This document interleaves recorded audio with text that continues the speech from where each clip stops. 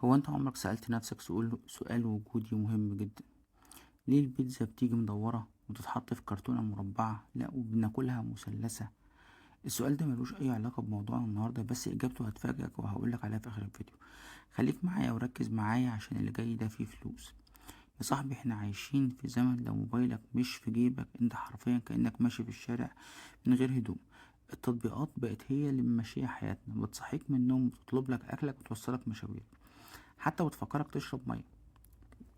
بس وسط الزحمة دي أهم تطبيق هو التطبيق اللي بيحمي شقاك وفلوسك، خصوصا لو ليك في عالم الكريبتو والعملات الرقمية اللي بقى عامل زي الغابة. عشان كده أنا جايلك النهاردة أكلمك عن تطبيق، خليني أقولك حارس شخصي اسمه رابي وورلد. التطبيق ده يا صديقي مكسر الدنيا مؤخرا، وهو باختصار محفظة إلكترونية مخصصة لحاجة اسمها ال EVM.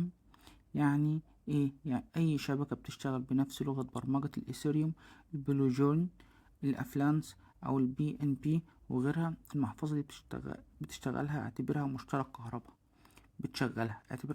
بتشغل اي فيشة تيجي قدام. طيب ليه انا كصاحبك اللي خايف عليك برشح لك رابي وورلت بالذات؟ بص يا سيدي، مشكلة محافظ الكريبتو العادية انها غبية شوية، بتقولك امضي هنا وانت بتمضي وخلاص، ممكن تكون بتمضي على سرقة محفظتك كلها. هنا بقى بيجي دور رابي. التطبيق ده قبل ما تدوس موافقة على اي عملية بيعملك سكان او فحص شامل، بيقولك حاسب يا صاحبي الموقع ده مشبوه، او خد بالك العملية دي هتسحب كل رصيدك مش جزء منه. يعني هو الفلتر اللي بينقذك من النصب قبل ما يحصل. ازاي تستخدمه صح؟ الموضوع بسيط، تنزل التطبيق من اللينك اللي هسيبهولك في الديسكريبشن، واول ما تفتح هيخيرك يا اما تعمل محفظة جديدة كريدت او تستورد محفظة قديمة القديمة امبورت. وهنا بقى ركز معايا في اللي هقوله عشان دي اهم نصيحة في حياتك الرقمية. كلمات السر ال12 او ال24 على حسب، دول شرفك الرقمي. لو حد شافهم او صورهم او سكرين شوت وحطيتهم على موبايلك اعتبر فلوسك طارت. اكتبهم في ورقة خارجية وحطهم في خزنة أو تحطهم تحت البلاطة، المهم محدش يوصل لهم غيرك. بعد ما تفتح المحفظة، الميزة الحلوة في رابي إنه بيقلب الشبكة لوحده، يعني مش محتاج كل شوية تدخل تختار الشبكة يدوي وتتعب نفسك. هو بيفهم انت داخل على موقع ايه ويظبط نفسه عليه. نيجي بقى للكلام اللي من الشارع أو رأي الناس في بلاي ستور. بصراحة أغلب المستخدمين طايرين بيه بسبب واجهة المستخدم، يوزر انترفيس النظيفة جدا والسهلة، وميزة الأمان اللي اتكلمنا عليها.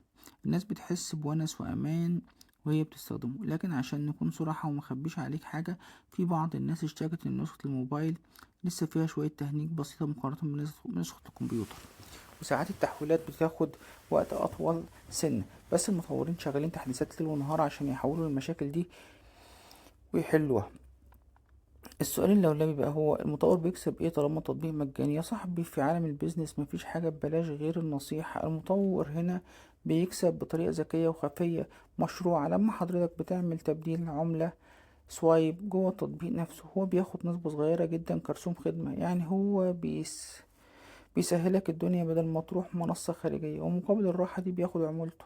وده غير انه تابع لشركة كبيرة اسمها دي بانك وليها خدمات مالية مدفوعة كتيرة. طيب لو رأي دوت ما عجبكش، ايه البديل؟ لو حسيت انك مش مرتاح، عندك العمدة بتاع المجال ده هو ميتا ماسك، قديم موثوق بس واجهته عميقة شوية.